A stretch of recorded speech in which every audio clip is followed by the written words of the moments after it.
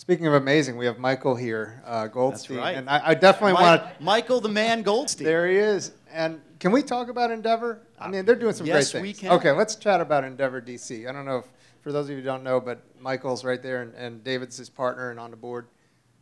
So Endeavor DC, one of the things I love about what I get to do now is I get to do a lot of what I want to do, which is different from when I started out. Right, I'm a serial entrepreneur. This is my 5th company. The first 4 I sold or took public for about $2 billion, and this one seems to be going well so far. Michael, who we bought his company DealPal, just a fascinating concept of kind of bundling e-commerce with services and bringing it to market. Kind of came to me after a year and said, listen, I want to be an entrepreneur, but I really want to give back to the community in a way that works.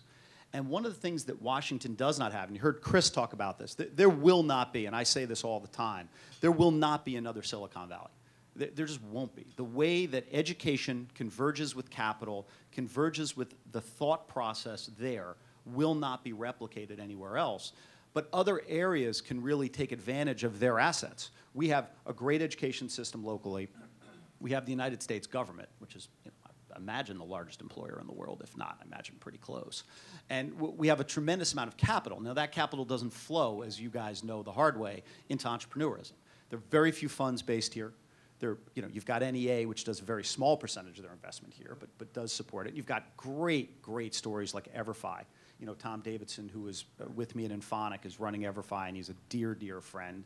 And NEA went into that, and that was great. And you've got other guys who are attracting capital. But Michael's concept was, listen, there's just not enough capital out there. How do we help people who have a great idea take it from an idea to a business? So if, by virtue of the fact you're presenting here, you're probably not right for Endeavor DC because you're probably already further along than where we want to bring you into our ecosystem. But we have office... How early is early?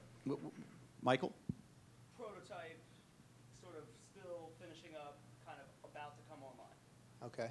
And so we took my office space here, which quite frankly was underused. We have this 250-year-old warehouse down on the corner of Kane, Wisconsin, called the Dodge Warehouse. And funnily enough, I sit in Jesse Jackson's old office, which I get jokes about all the time. But he's not there anymore. The reality is that we had all this space, but all of our operations now are in New York, London, Hyderabad, India, and Florida. So we had this big space here, and we have like 12 people knocking around it. So Michael was like, hey, let's do it here. And for me, this was like a love story, right? So I can come into the office a day or two a week and experience this great entrepreneurial feeling, all these great people running around doing fun stuff. What we do is we don't just provide capital, which we do. We provide services, mentoring, office space, all the telecom, everything you could need, and a little keiretsu of businesses now that come together. And at the end of a year, if they're really performing well, we will fund their business plan through a fund that we've set up. Separate fund outside of Cavis. It's a separate fund inside of Endeavor DC that Michael controls, and then, remind me, Phil, what's his full name?